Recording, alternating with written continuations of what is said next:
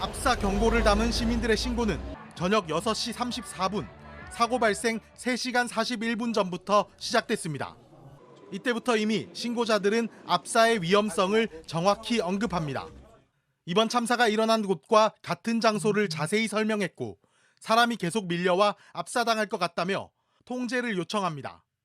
약 1시간 반 뒤인 밤 8시 때부터 비슷한 신고가 몰려듭니다. 사람들이 밀치고 난리가 나 다칠 것 같다. 길바닥에 쓰러지고 통제가 안 된다. 사람이 너무 많아 거의 압사당하고 있다. 아수라장이라며 다급한 목소리가 이어집니다. 9시를 넘어서자 신고 간격은 2, 3분대로 더욱 좁아집니다. 사람이 너무 많아 대형 사고 나기 직전이다. 진짜 사람 죽을 것 같다. 압사당할 위기라며 더욱 심각해진 상황을 계속 알려왔습니다. 사고 발생 15분 전부터 걸려온 마지막 2건의 신고에도 압사라는 단어가 또렷이 포함돼 있었습니다. 신고자 11명의 위치는 참사 현장과 바로 주변 골목에 몰려 있었습니다. 비슷한 장소에서 거의 4시간 가까이 절반 이상은 압사라는 단어를 직접 언급하며 같은 위험성을 알려온 겁니다. 신고자 가운데 희생자가 있는지 경찰은 아직 확인이 어렵다고 밝혔습니다.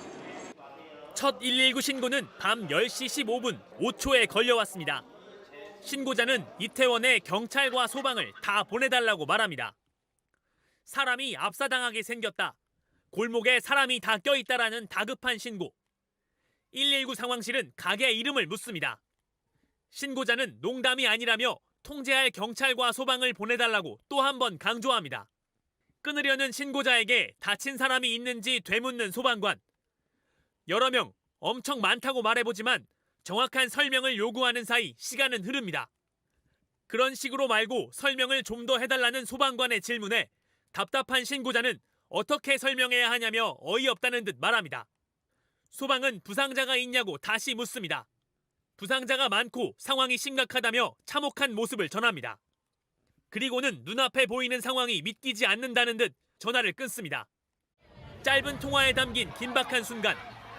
이런 신고 전화는 이 뒤로도 99건이 더 걸려왔습니다. 구조대가 현장에 도착했을 때는 이미 손쓸 수 없는 상황이었습니다. 경찰관과 소방관들을 비난하는 근거 없는 유언비어가 벌써 유포되기 시작했습니다. 지금은 추궁의 시간이 아닌 추모의 시간입니다. 슬픔을 나누고 기도해야 할 시간입니다. 성숙한 시민의식으로 정부의 사고 수습과 원인 규명, 지원책 마련을 차분히 지켜봐 주셨으면 합니다. 사고 발생 4시간 전에 이미 사고 현장에서 압사를 우려하면서 경찰의 현장 통제를 요청하는 112 신고가 있었고 사고 전까지 모두 12차례의 급박한 구조 신호가 있었습니다. 몹시 당혹스럽고 유감스럽습니다. 국민 여러분께 너무도 죄송한 마음입니다.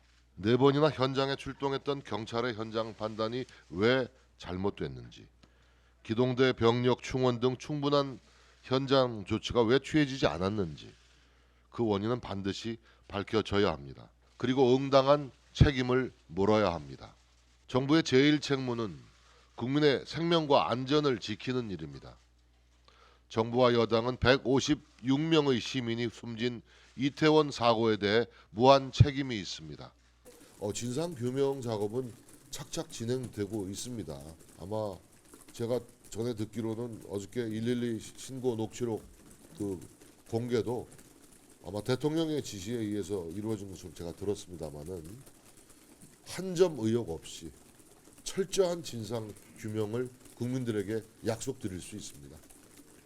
그리고 그 이후에 응당한 응분의 책임을 물을 것입니다. 위원장님 하나만. 위원장님 정부 책임론 나오고 있는데 여기에 대해서는 현재 오늘 제가 여기서는 가치 판단이 필요한 답변은 안 드릴게요. 양해해 주세요. 정부의 그러면 책임은 어느 선까지 지금 좀 전에 말씀드렸잖아요. 사실관계만 말씀드릴게요.